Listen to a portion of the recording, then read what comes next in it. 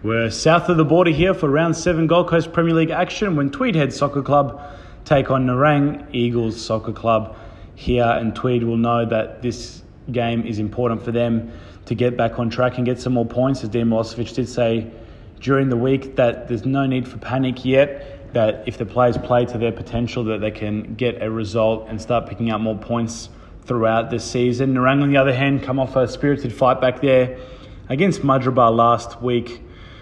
Trailing 2-0 there in the second half to win 4-3. They'll have a lot of confidence coming into this match and know that 3 points here could set them up for potentially a title run, but definitely a top four run here. And the game started positively for them with a lot of chances coming their way. Tweed, though, creating some moments there that Nerang would be wary of and make sure that they have under control through Nuspin and Kolovos there up front for the Marlins.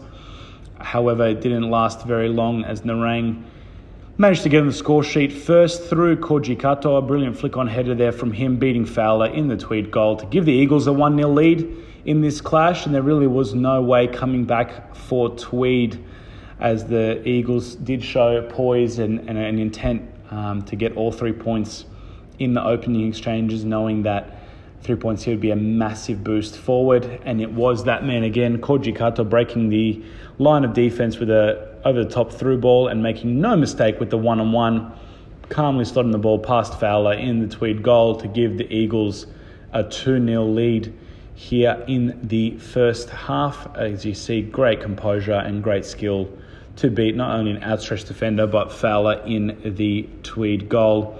And it continued on for Nerang, who did create more opportunities as the game went on. Fowler's strong fist was great technique from King, cleared off the line, but Mehic probably scored the easiest goal he would in his career, getting that deflected ball back into his path and just calmly sliding the ball with the outside of the foot past into the Tweed goal, past no one really. And that was basically the dagger there for Nerang, and didn't stop there. They continued to press and create a lot of opportunities on the Tweed goal. It wasn't to be, however, as it stayed 3-0 into the halftime break. Tweed also losing a man in the latter stages of the first half would only make this assignment more difficult, as another great save there from Fowler from the Mehic shot, stopping the Nerang onslaught to continue. And there was a lot of opportunities from Nerang flashing past the post, a lot of balls into the box. Couldn't beat the keeper there. I'm sure their head coach, Dave Bruno, would not be too pleased with the efforts that they did have there. And it was King, though, who got the 4th goal in the second half. His 2nd goal in 2 matches after scoring against Mudgee. Again, showing great skill there. Fowler probably could have done a tiny bit better there, but it did bounce just before him and made it very difficult for the Tweed goalkeeper as the Eagles got their 3rd goal of the afternoon. And again, it just kept coming for Nerang.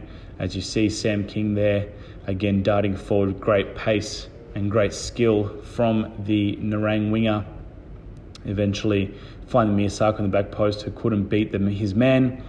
But here we see a slow-mo version of Kato's 3rd goal for the Eagles, putting them 5-0 up, and a great performance there from Koji Kato, earning him man of the match here in this clash as well.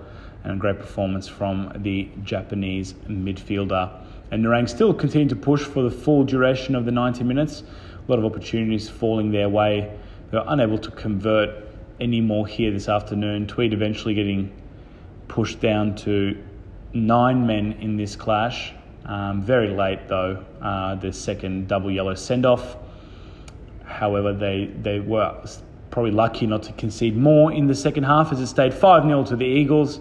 They now move into the top 4 for the first time this season, and will look to continue to build on that in the second round of the Gold Coast Premier League.